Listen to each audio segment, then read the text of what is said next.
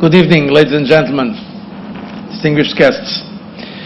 It is indeed a great pleasure for me to be here today. This is my second visit to Israel as President of the European Commission. I've come here in my national capacity before, several times.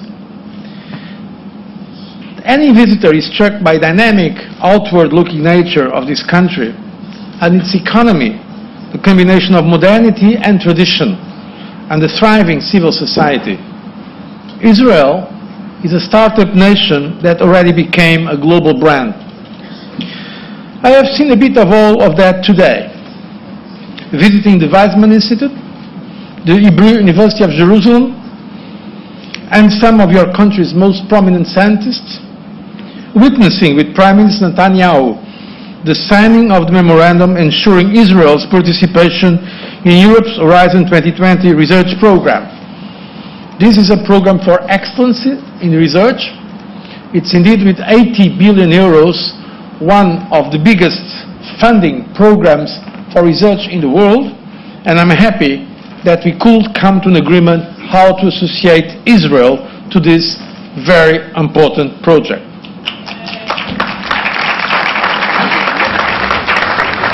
I'm also pleased to have been invited to participate in this prestigious conference. Ladies and gentlemen, as you know, the European Union has a long tradition of close relations with both Israelis and Palestinians. We have consistently supported the peace process and the two-state solution to the Israeli-Palestinian conflict. Recently, we fully backed the commendable efforts by the United States during the latest round of peace talks. This process has now been put on hold, but extensive efforts deployed in the last 9 months must not go to waste. The current pause, let's expect it is a pause, in negotiations is untenable in the longer run. Just last week, G7, that was meeting in Brussels, we had the opportunity to reflect on where to go from here. We have heard the analysis of President Obama that gave us his insights about what happened during these efforts made mainly by Secretary of State Kerry. Let me tell you, without of course going into details, that the European Union and all the nations of G7 are united on the need to resume the process. One of the reasons being that we are concerned that a simple pause can bring further deterioration in the situation, and we would not like that to happen. As you know, the European Union has always been fully supportive of all efforts to try to reach a comprehensive peace agreement on all the issues that are at the core of the conflict. We very well understand that Israelis need robust assurances that the peace agreement will increase, not decrease, their security, and that true agreement has to end the conflict once and for all. We are not at all underestimating the very important difficulties in the road ahead. Just today, a very good meeting I had with Prime Minister Netanyahu informed me once again of the challenges for peace between Israel and the Palestinians. But you know that we in Europe, or we, the United States, we, the international community, we cannot create such an agreement. Only you and the Palestinians can. But through understanding and support, through commitment and dialogue, we hope we can play our part in bringing it about and supporting it, in creating the conditions. But it is my deep conviction, for many years that I'm following this conflict, when as a young deputy foreign minister, I came here the first time in the 80s, by the way, when I met for the first time the current prime minister, then we were both deputy foreign ministers. So for many years I've been following this conflict, and it is my deep conviction, by the way, as it happens also with other conflicts, that it is not realistic to think that it is outside efforts that will be able to replace the indispensable willingness on the parties themselves to reach an agreement that holds. Ladies and gentlemen, to fundamentally change relationships between states and peoples is, as we all know, a huge task. That much is clear from the history of the European Union as well. It is a task that is never finished, but one we need to undertake in order to provide peace, security, and prosperity for our citizens. That's why I would like to say some words about Europe. And as in the introductory remarks was said, I had the privilege in these last 10 years to be working at the leadership of the European Commission, so not only witnessing but participating in very critical moments in the European process. And in fact, I'm happy to say to you that now I believe the crisis, or at least the more acute parts of the crisis, are behind us. But the European Union is much more than a market or about economy. European integration has always been a way for the countries of Europe to achieve a fundamental goal: peace.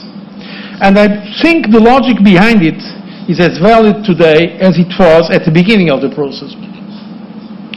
Let me briefly highlight the changes that Europe too is going through and how this will make us stronger as a political and diplomatic ally and more attractive as an economic partner in the future. Because I believe this is sometimes misunderstood and often underestimated. Over the last 10 years, a number of events and evolutions, both positive and negative, have challenged Europe's unity and stability. Indeed, the last decade of European integration was marked by historic achievements, starting with the big enlargement. 2004, the year precisely I had the honor to be elected President of the Commission, we were 15, and now we are 28. So you see, in 10 years, we almost doubled our membership. Something that is, I think, not sufficiently understood in many of the analyses made by scholars or even analysts. What a huge task it is for a union that started with 6 members, afterwards have really a pan-European nature and associating 28 countries that are so diverse, even if they share some commonalities, not only in levels of economic development, but also to some extent cultural differences. And that was done. We have almost doubled our membership in these last 10 years. This big enlargement to Central and Eastern European countries, countries that some of them did not exist before as independent countries, like the Baltic ones, because they were under occupation from the Soviet Union, these countries are now full members of our Union. And indeed, it's not a coincidence that they are among the most supportive members today of the European Union.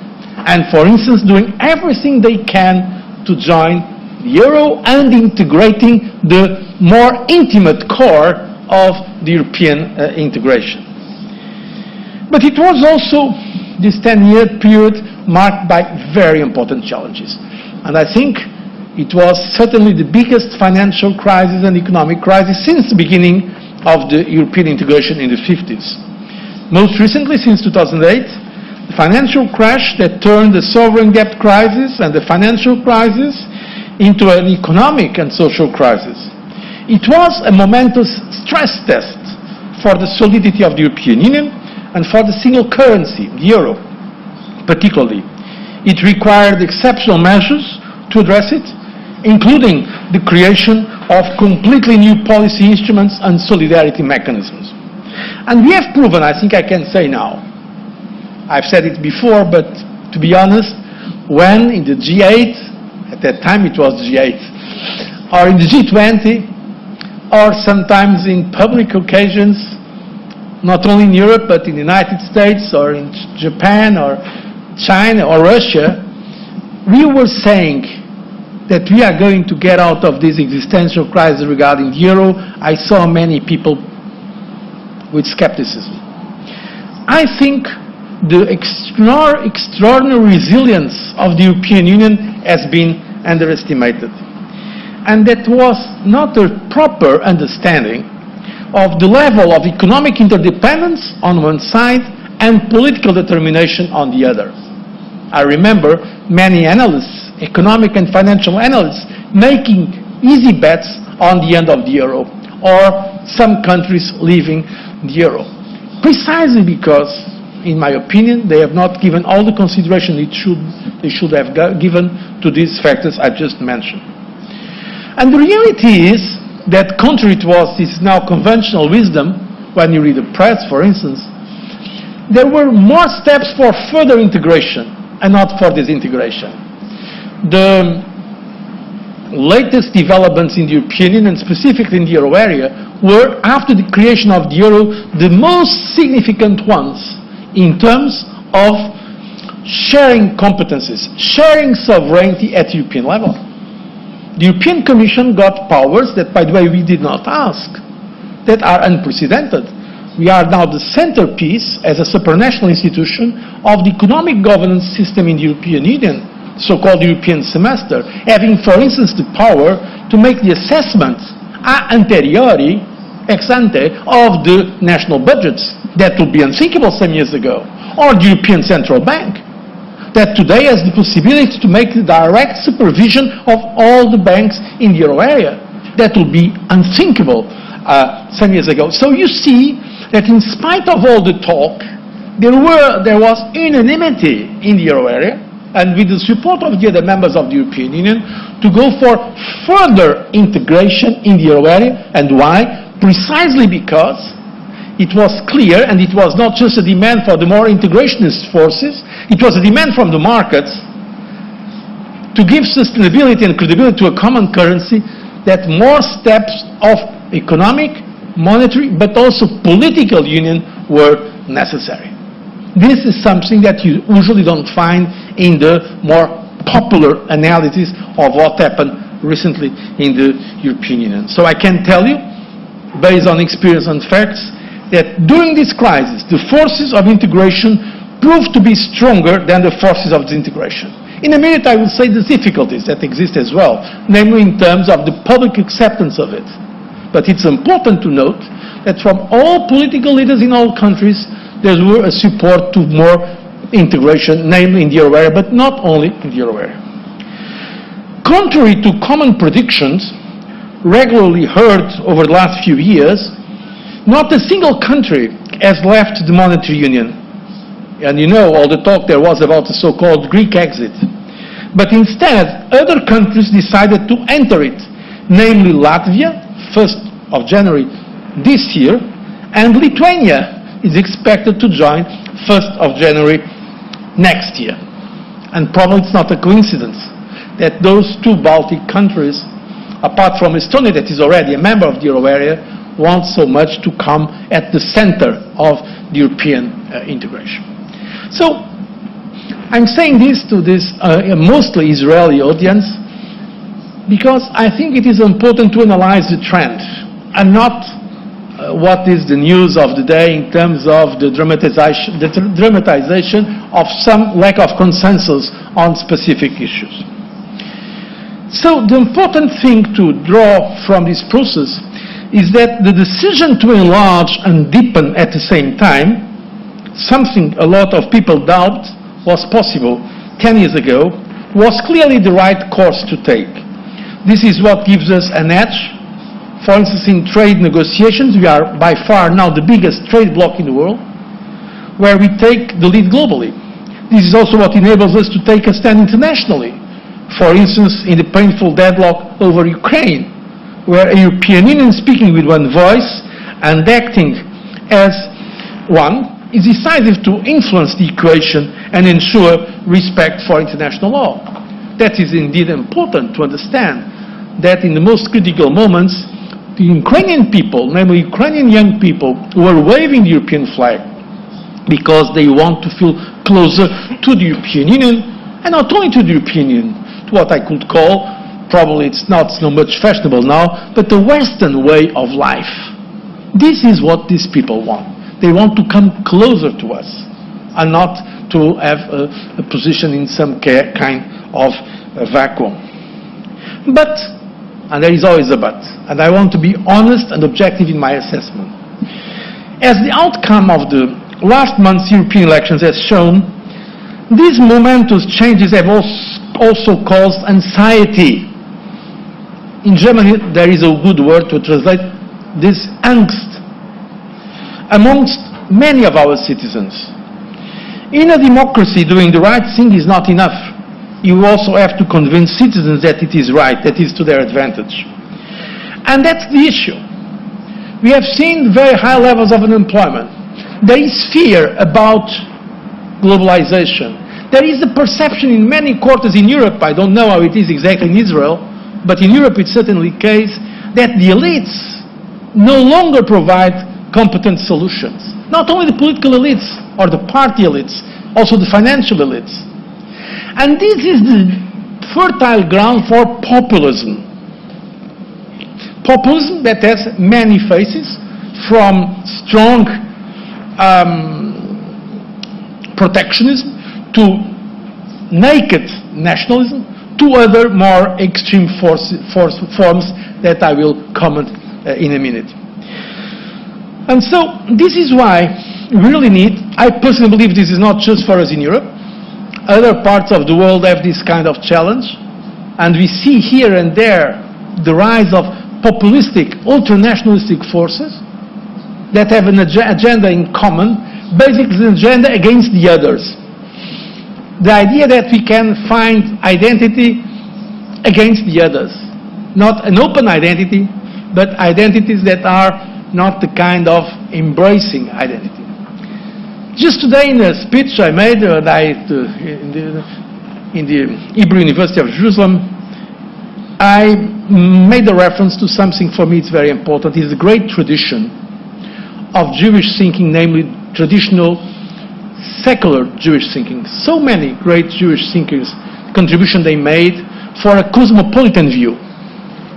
A view that certainly respects nations, but believe we need to go beyond the nations. And today in Europe, there are some negative forces that prefer to insist on narrow-minded nationalistic and populistic agendas. This is why we are coming to a very important moment in Europe where I believe the forces of reason, the moderate forces, will win. And indeed they won. In the European Parliament elections, the huge majority of the European Parliament is still a parliament composed of moderate forces from the center-left to the center-right to the center, forces that support European integration and that do not like at all some of the current mantra of nationalism. So it's important to make this point of principle. Uncertain economic and social times can never be an excuse for dehumanizing political narratives. On this, let me also address the issue of anti-Semitism head-on. Europe, as the continent where the Shoah took place, has a particular responsibility to lead the fight against any resurgence of anti-Semitism, whenever and wherever it occurs. The European Union remains extremely vigilant on this issue and is acting decisively. We need to root anti-Semitism out from the internet. We need to tackle it in schools. We need to combat hate crime on our streets. We need also to recognize the particularly difficult challenges ahead addressing the new phenomenon of radicalized European jihadis returning to our streets from Syria, as it just happened in Brussels last month in the attacks to the Jewish Museum that provoked, as you know, 4 dead people. While much of this has to be done by national governments, by national authorities, we believe we can also act at European level with European institutions. In 2008, the European Union adopted, following a proposal by the European Commission, what we call a framework decision on combating racism and xenophobia. The purpose of this decision was to ensure that racism and xenophobia are punishable by effective, proportionate and dissuasive criminal penalties across the European Union. It also aimed to improve and encourage judicial cooperation in this field. By the end of this year, another interesting case of competences that went to the European level, by the end of this year, the European Commission will have the power to take action against any European member state who has not adequately adopted their legal systems in line with that decision. The European Union, I can tell you, will remain faithful to its values and principles. To allow their erosion will be to open cracks in our common house. I like to say also that the European Union will always stand with those who are striving for lasting peace, freedom, democracy, and also security, and certainly prosperity. But as the transitions in the Arab world show, this is a marathon, not a sprint. Democracy does not end with elections. Democracy is much more complex than elections. Elections can just be the start. As the situation in Tunisia demonstrates, a continued commitment to dialogue and pluralism pays off. And as the situation in Egypt revealed, even democratically elected regimes can lose their legitimacy very fast if they follow undemocratic or illiberal policies. Ladies and gentlemen, as Europeans, we also know something about war and peace, about resentment and reconciliation. If the European Union received the Nobel Peace Prize in 2012, it was because the nations of Europe have finally succeeded in breaking the vicious circle of military offensives and retaliation that was the driving force behind Europe's history for ages. This was indeed a historic event, the European integration. But it's worth remembering how recent it really was, less than 7 decades ago, in a history of Europe that is, in fact, the history of wars and conflicts among European peoples. It's also important to remember how far we have come in such a short period of time. This year, 2014, we are indeed commemorating the beginning of the First World War. And what was the secret of the European integration? It was a peculiar spirit behind the steps towards European integration from the first moments. A spirit of lessons learned through hardship and war, a spirit of inevitable reconciliation, a spirit of grasping the future together, because we had lost so much of the past already. Of course, there were other, let's say, original features in European integration, but I will not develop them now, including, by the way, the fact that it was a political goal, the goal of peace, through economic integration, and also the fact that it was the creation of truly supranational institutions like the European Commission or the European Court of Justice. But let's look at just politically. The Schuman Declaration of 1950, that was and is considered the birth certificate of the European Community, stated, and I quote, "The coming together of nations of Europe requires the elimination of the age-old opposition of France and Germany." End of quote. That mental turnaround, they knew, our founding fathers knew, was the precondition for further steps, such as those highlighted in the famous phrase also from the same statement. Europe will not be made all at once or according to a single plan.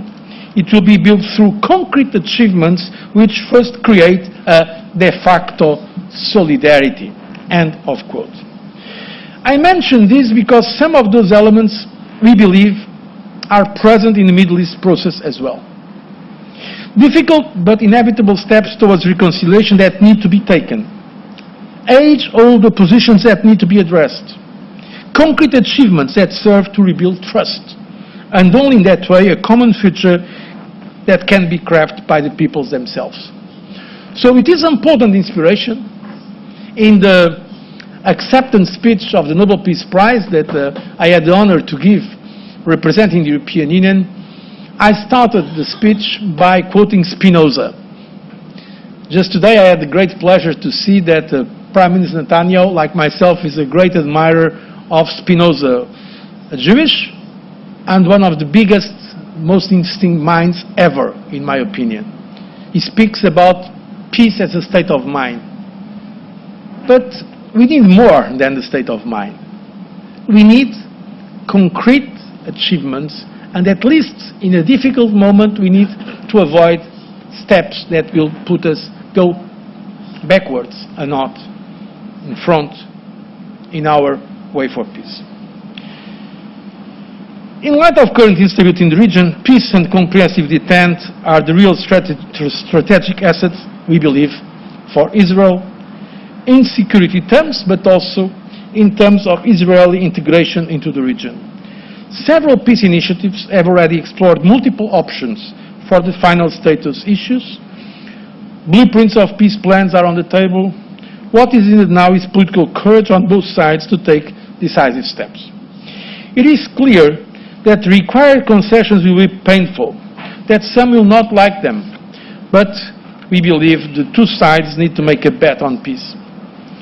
The status quo may seem politically safer in the short term, but it cannot deliver any long-term gains. I am not underestimating the difficulty of decisions that need to be taken. In both cases, we are speaking of existential questions for both the Israeli and Palestinian nations. We respect that. We know how difficult it is. But leadership is about making possible what is necessary. And peace is necessary in the region.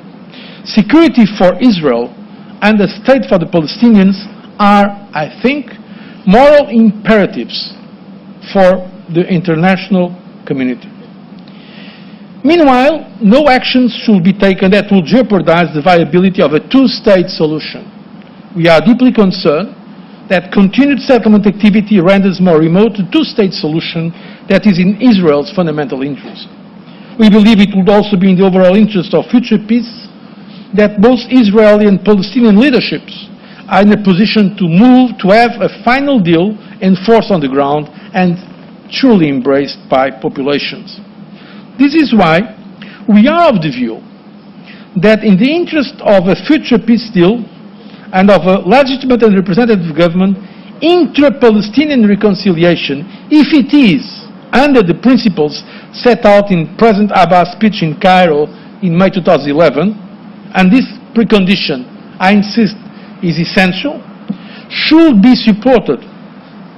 In other words, any Palestinian government should uphold the principle of non-violence, remain committed to achieving a two-state solution, and to a negotiated peaceful settlement of the Israeli-Palestinian conflict. This means accepting previous agreements and obligations, including, of course, Israel's legitimate right to exist as a state in security. Ladies and gentlemen, a comprehensive peace in the Middle East is a key policy objective of the European Union and of our foreign policy for the last decades. We have been engaged politically and also economically to help delivering a solution. Recently, we have proposed a special privileged partnership to both Israel and the future state of Palestine in the event of a successful conclusion to the peace negotiations. This will come with a support package of an unprecedented magnitude to both sides, covering the full spectrum of economic, political, and security-related initiatives. In Europe, we believe that what the Union has to offer has the potential to fundamentally change your future and your relations with Europe. Our special privileged partnership will be the key to renewed prosperity and also to new opportunities in Israel and, of course, also in a future Palestinian state. It will also have positive repercussions for regional integration. The envisioned partnership will be a very broad framework for cooperation between Europe, Israel, Palestine, and indeed the broader region in a multitude of policy areas, including trade, investment, infrastructure, energy, environmental protection, culture and education, and naturally, science and research. It will be an effective tool to develop the economy and society that future generations need. It will further develop bilateral relations between the European Union and the region, and also it could include a joint trilateral Israel, European Union, Palestine cooperation format which will tie both states very closely to each other and to Europe. And, as I already mentioned, we could then reap the great potential of the relations with other countries in the region that, in fact, are expecting them. Whatever they say publicly, they are, in fact, supportive of this approach. So, it may seem a little bit idealistic, precisely after the recent developments in the Middle East peace process, to speak about all this. To speak about a system where, for instance, as I've mentioned earlier, Israel could be in a position relating to the European Union not very different from that Switzerland or Norway have in terms of fully benefiting from the internal market and from the sense of being close to this community. It may be a dream, but I believe that it is a necessary dream. I believe it is feasible if the conditions are there, namely the political conditions. Of course, for that we need political will and sincerity on both sides. So I think this relationship could also develop through concrete achievements which first created a factor of solidarity, as Schuman said at the time of the creation of the European Union. I know well that we cannot translate the conditions of one historic situation to the other. I know well, by experience also, how different situations are and the specificities are in those processes. But nevertheless, there are some points we can learn with each other. And there are some commonalities. And what is the basic commonality is that all human beings, after all, what he wants or she wants is to live in peace, to have the right for himself or herself or the children or the grandchildren to live in peace, to study, to work, to have a family, to enjoy life. And this, I believe, is common to citizens in this region. Why should it be different? So, to conclude, and thanking you for your patience, it's relatively late, but I really admire the patience you are showing. We fully understand the difficulties facing peace and reconciliation in the region. We are realistic about it.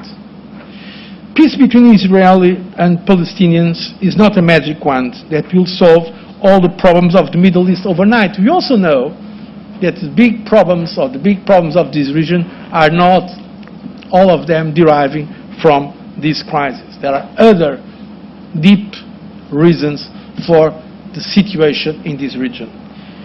But I think a peace between Israel and Palestine will eliminate a key fault line running through the region and allow Israel to confront some of the real security challenges, some of them very serious, that exist in this environment. History teaches that there is nothing inevitable about peace. We need to work for it and protect it. It can never be taken for granted. At the same time, history also teaches that there is nothing inevitable about conflict either. Europe's post-war history shows that all enemies can be reconciled, foes become friends, and confrontation can be replaced by cooperation. And more fundamentally, what history teaches is that it belongs to those who continue it and move forward, and not to those who hijack history, looking backwards. This place is full of history. Many people say too much history. But the pages of the peace chapter of Middle East's history book are still waiting to be written. So my question coming to this region is there any leader in the region that wants to give as legacy those pages of peace? Is there any leader in this region that is really ready to run the risks of peace? I think it's very important, the commitment of societies, but I also think that those very historic moments can only come if there is real leadership.